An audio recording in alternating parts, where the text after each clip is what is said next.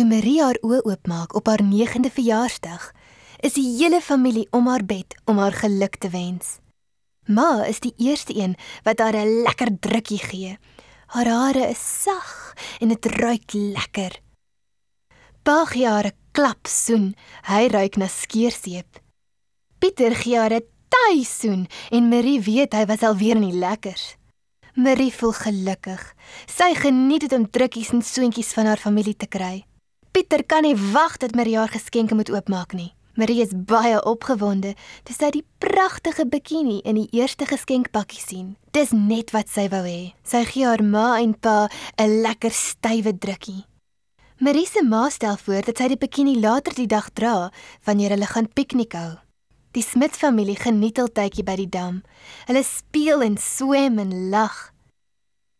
Wanneer oom Boet, pappa se broer, daar aankom, is almal bly om hom te sien.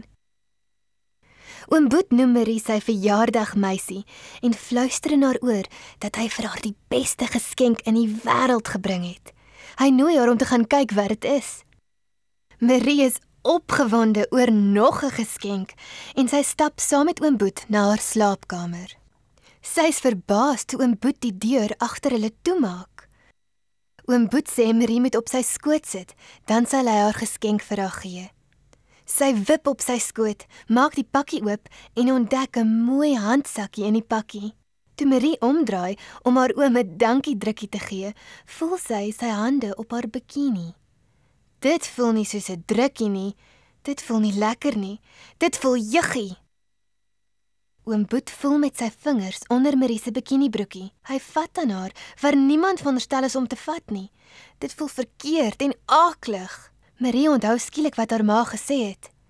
Moenie toelaat dat enigiemand aan die gedeeltes van jou lyf vat wat jou bikini en onderklere toemaak nie. Nie eers jou beste maatjie nie. Oom Boet fluister dat die vattery net 'n speelietjie is en dat Marie niemand daarvan moet vertel nie. Dis hulle geheimpie.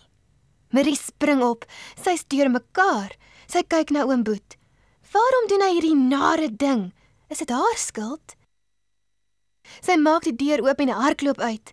Sy het altyd gedink oom Boet is 'n goeie man. Hy is mos deel van die familie.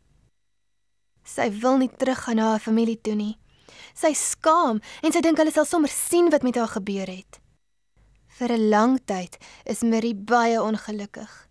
Sy huil dikwels en begin selfs haar bed nat te maak.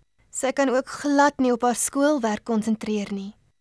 Haar ma kom agter dat Marie glad nie haarself is nie. Elke nou en dan vra sy wat haar pla, maar Marie is te skaam om haar ma te vertel. Haar ma herinner haar dat sy oor enigiets met haar kan praat. Marie se ma hou aan probeer uitvind wat verkeerd is. Eendag kan Marie die slegte geheim nie meer vir haarself hou nie. Sy bars in trane uit en vertel haar ma alles. Marie se ma is baie ontsteld. Sy hou haar kindjie veilig in haar arms vas en sê oor en oor vir Marie dat sy vir haar lief is en dat sy haar glo. Sy weet haar dogtertjie sal nie so 'n vreeslike storie opmaak nie. Wanneer Marie se pa hoor wat sy broer gedoen het, is hy so woedend dat hy dadelik na oom Boet se huis toe wil gaan en iets aan hom wil gaan doen. Marie se ma kry dit reg om hom te kalmeer en verduidelik dat oom Boet 'n groot probleem het en onmiddellik hulp nodig het. Marie is verlig. Nou weet sy sal weer beter voel.